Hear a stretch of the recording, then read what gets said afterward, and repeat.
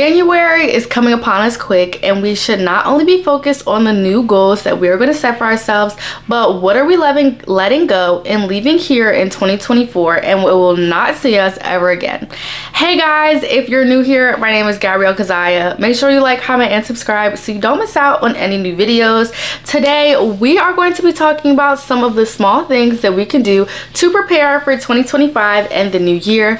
We are going to be focusing on the art of letting go and letting what needs to stay in the past stay in the past. So without further ado, let's get right into this video.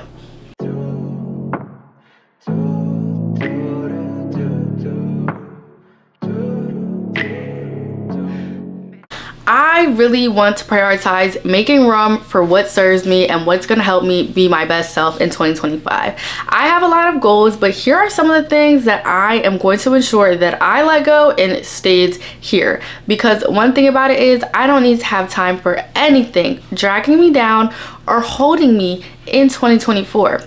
When we always focus on setting new goals for 2025, we often forget that there's a lot of things that we do not need to carry anymore. Whether that be trauma, burdens, irritations, or anxieties about how the new year is about to go. I know for me in 2024, I did the ins and outs list. I'm not sure if you guys were on that trend on TikTok, but it basically was like things you're going to bring into the new year and things you're leaving out. This is very similar, but these are my updated outs. I noticed that when I reflected on my 2024 ins and outs versus this year's, there were very few things that I had as outs last year that I was going to have as outs this year's, and a lot of the things that I wanted in my life and was working on, I accomplished, and some I still need to work on. So let's get right into this with the first thing that I am letting go. So it's perfectionism. I know that a lot of that will resonate with a lot of y'all because at least for me, I really focus on creating my best work. I think that's in school, it's in content creation, it's in showing up in life. And I really found, especially this year, that even when talking to some really important people in my life, that I will always try and have a solution for everything. And that I wasn't looking at it in the sense of perfectionism before, but it is a part of it because I always wanted to be like perfect or the right way for something. And not everyone has that ability. Not everyone is in the place where like, even if this doesn't work out, even if this doesn't happen, that we can just let it go. I feel like I have to continuously like find a solution, make something better, even if it's not going to work, so it can be near perfect for someone else. So I'm definitely letting that go. I promise y'all that there's been so much content that I have not put out because I did not like it, or I didn't feel like it was my best work, or there was a piece of braid, like a braid was like hanging the wrong way, or I had like my clothes had a wrinkle in it on this side, or the pillow wasn't perfectly fluffed. Like, I am letting go of perfectionism, and I'm going to work hard, and I'm going to hold myself accountable, and I'm going to want y'all to hold me accountable as well. Next, I think that I really have to work on this every year, but it's letting go of toxic relationships.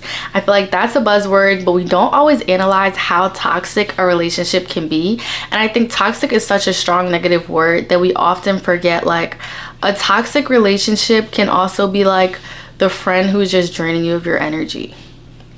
It can be the classmate who's always asking you to send her the answers and you're doing the work for her and you.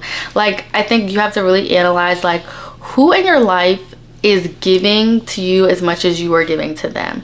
And everyone is not going to give the same way, but don't allow someone who drains your energy to keep taking up space in your life. There is no room for them while you're working towards your goals.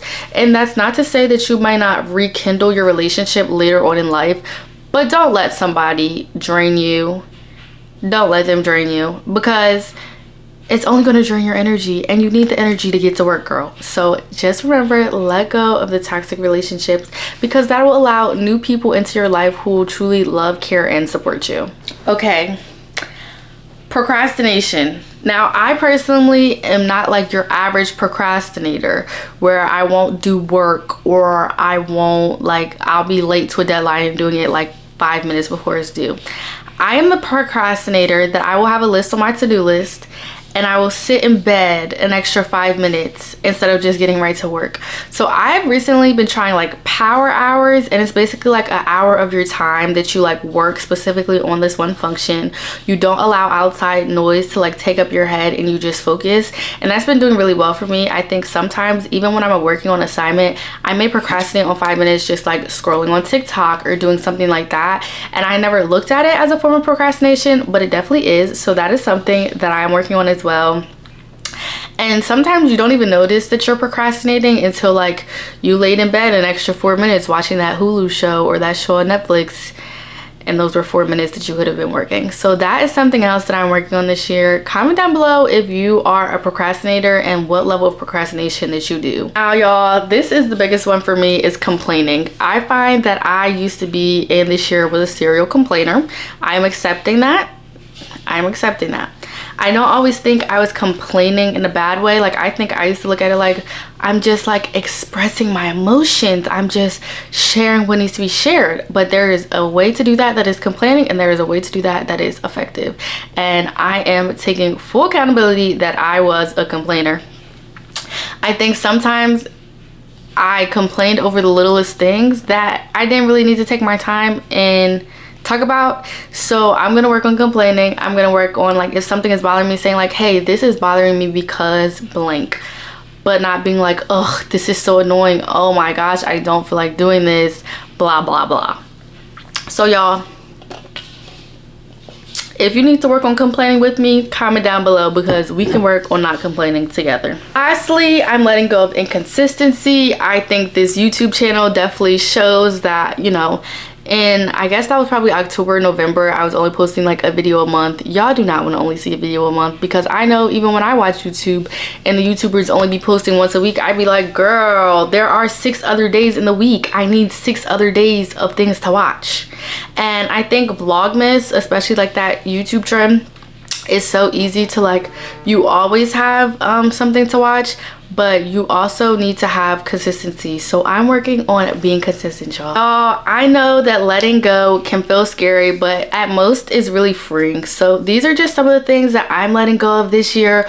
Comment down below what you want to let go of before you go into the new year, and I cannot wait to work on these goals together. I love y'all so much. Make sure you like, comment, and subscribe, and I'll see y'all in my next video.